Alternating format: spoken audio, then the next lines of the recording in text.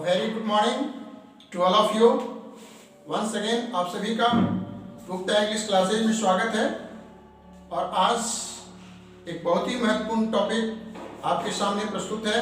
हालांकि इसके पहले भी हम इडियम्स और फ्रेजेस को पहले बता चुके हैं, लेकिन इसकी आवश्यकता को देखते हुए इसको फिर से एक नए अंदाज में इसको प्रस्तुत किया जा रहा है। इसे आप शुरू से अंत तक ध्यान से देखेंगे। और आप जानते हैं कि इडियम्स एंड फ्रेजेस का किसी भी लैंग्वेज में कितना महत्वपूर्ण है, और इससे प्रश्न आते हैं, जरूर आते हैं। इसलिए आप घबराएं नहीं, धीरे धीरे करके हम लोग इस कंसेप्ट को क्लियर करेंगे और इसे आप फुर्सत में अधिक से अधिक बोलने का और लिखने का प्रयोग करेंगे, अभ्यास करेंगे, ताकि यह आपके जुबान पर बैठ जाए और परीक्षा में आसानी से इसको हल कर सके। आइए देखते हैं। तो आज आपके सामने हम इडियम्स और फ्रेजेस जो कि यू बेस्ड है, यू से शुरू होने वाले जो इडियम्स एंड फ्रेजेस हैं, उसको हम आपके सामने प्रस्तुत कर रहे हैं। इसे आप ध्यान से देखेंगे। हाँ, एक सूचना और, बहुत जल्द आप लोगों के बच्चों का बहुत इस तरह का डिमांड आ रहा है कि सर हमें नरेशन का और क्वेश्चन टैग का क्लास चाहिए। ठीक है, तो बहुत जल्द उस पर हम सोच रहे हैं और आगे आने वाले दिनों में इस पर हम जरूर वीडियो आपको देंगे। आइए देखते हैं इडियम्स एंड फ्रेजेस। पहला है हमारे पास uphill task. Right, uphill task क्या होता है?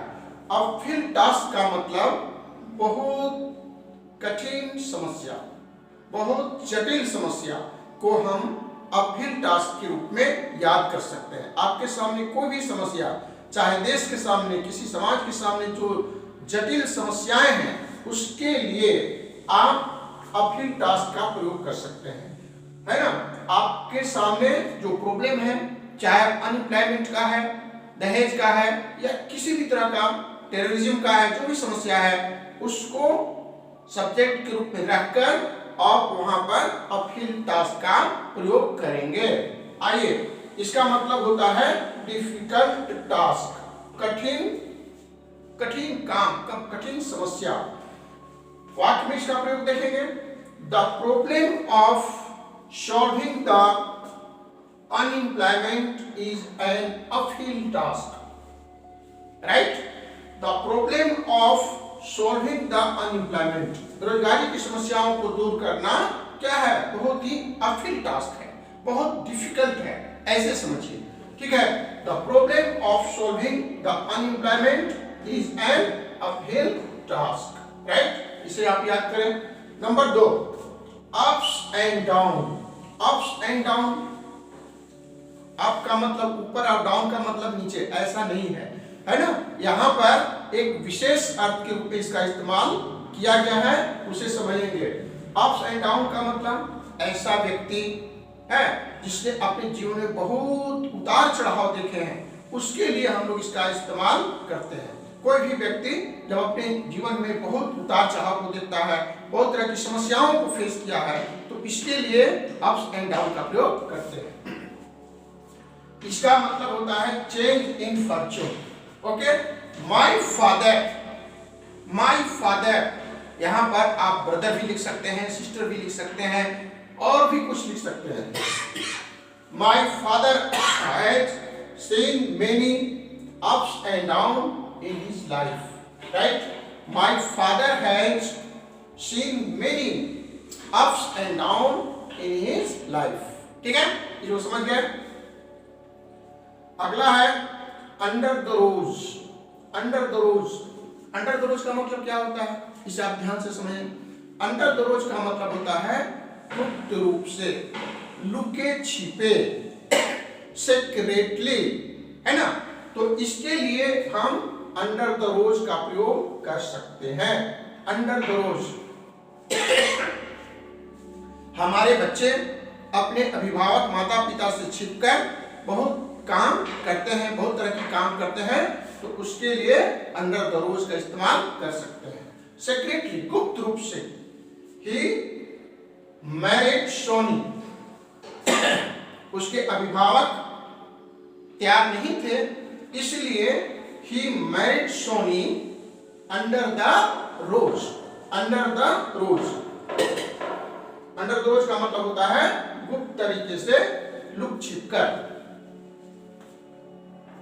Up and doing, up and doing एक बहुत ही महत्वपूर्ण इडियम है, इसे आप देखेंगे। अप एंड डूइंग का मतलब क्या होता है? काफी सक्रिय, एक्टिव, काफी सक्रिय, active. Up and doing. You must be, देखिए मॉडल वर्ब का हमने यहां पर इस्तेमाल किया है। You must be up and doing if you want to crack the UPSC exam और सीजीएल एग्जाम, कोई भी, ठीक है। You must be up and doing if you want to crack the UPSC exam. UPSC का मतलब क्या होता है भाई? यूपीएससी का मतलब होता है union public service commission, right. UPSC का मतलब union public service commission. You must be up and doing if you want to crack the UPSC exams. Okay, आइए। Under a cloud, under a cloud का मतलब होता है संदेह के घेरे में होना, संदेह के घेरे में होना, ठीक है। To be under suspicion, to be under suspicion, under a cloud, under a cloud. His secret connections with the terrorist groups brought him under a cloud, है ना। His secret connections, उसके जो गुप्त संबंध है किसके साथ? आतंकवादियों के साथ, उसको संदेह के घेरे में ला खड़ा किया। इसका मतलब यह हुआ his secret connections with terrorist groups brought him under a cloud, ठीक है। up to mark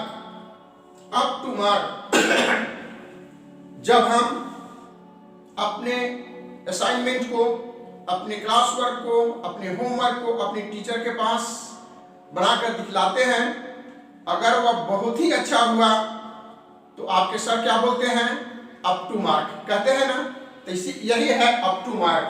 up to mark का मतलब as good as should be, as good as should be. अगर आपका रिस्पॉन्स, आपका प्रयास बहुत अच्छा होता है तो हमारा फीडबैक क्या मिलता है? वाह, up to mark, you have done up to mark, as good as should be. Your speech, your effort, कुछ भी लिख लीजिए। Your speech was up to mark, ठीक है। Your speech was up to mark, बहुत अच्छा, as good as should be, up to mark का मतलब ये हुआ। तो मित्रों, आज हमने इडियम्स एंड फ्रेजेस का कंसेप्ट जो है उसको दूर करने का, बहुत ही सहज अंदाज में उसके प्रस्तुत करने का